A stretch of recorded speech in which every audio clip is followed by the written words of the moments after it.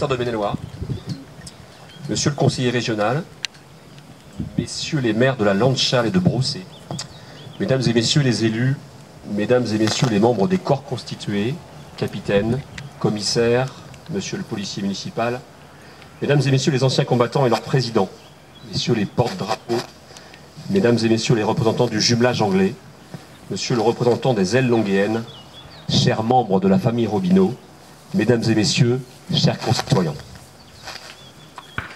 Nous voici une fois de plus réunis devant cette stèle commémorant le sacrifice de ces aviateurs tombés à Longué-Jumelles il y a 76 ans maintenant. Comment ne pas se souvenir en ce 6 juin 2020 du D-Day, ce jour J, une journée où l'histoire bascule, une de ces dates où le destin de la France, de l'Europe et du monde se sont joués. Ce 6 juin 1944, c'est l'aube de la libération, le crépuscule du nazisme et la première lueur d'une aurore nouvelle. Il y a plus de 75 ans maintenant, au petit matin, le ciel s'animait d'escadrilles et de la plus vaste flotte jamais rassemblée. Le sacrifice avait déjà commencé quelques jours plus tôt, comme ici à Longué-Jumelles, où des aviateurs jeunes, très jeunes, venus des États-Unis, du Royaume-Uni, du Canada, du Commonwealth et de tant d'autres nations avaient anticipé de l'intérieur cet assaut du monde de l'Atlantique. Aujourd'hui, rassemblés et fraternels, nous leur rendons hommage, infiniment conscients de ce que toutes les générations libres de Français doivent aux morts du débarquement et de sa préparation.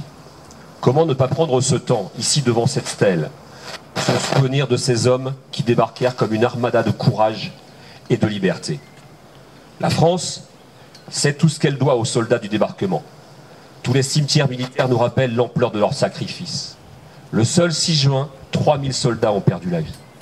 Durant la bataille de Normandie, 200 000 hommes furent tués ou blessés. À ces héros auxquels nous devons de vivre libres. C'est notre indéfectible, notre impérissable reconnaissance que nous exprimons aujourd'hui devant ce monument de Champeaux. C'est ici tout particulièrement, grâce à cette stèle, que Longué-Jumelles garde en sa terre le signe indélébile du service poussé jusqu'au sacrifice de sa propre vie par les hommes des forces alliées. La tranquillité et le calme des lieux invitent à méditer. Comme il doit être difficile d'avoir du courage lorsqu'on l'on risque à la fleur de l'âge de mourir pour une terre que l'on ne connaît pas, qui n'est pas son sol natal, de mourir pour un pays qui ne parle pas la même langue, pour des gens qui ne sont pas des compatriotes. Longuéens et Jumellois d'aujourd'hui, amis d'ailleurs ici présents, soyez en admiration devant la détermination, devant le sacrifice de ces hommes. Ils se sont battus pour nos libertés, ils se sont battus pour nous. Chaque jour qui passe, espérons que leur sacrifice pour la reconquête de la liberté perdure.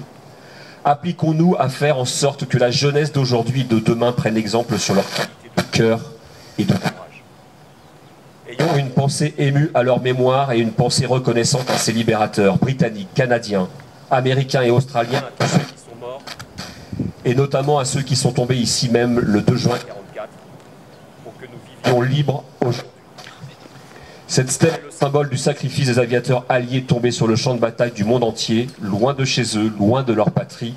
Cette stèle est celle du cœur, de la reconnaissance et du respect.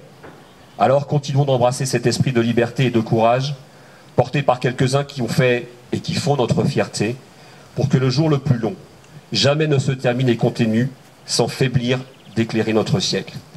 Merci à vous, merci à tous. Vive la République et vive la France.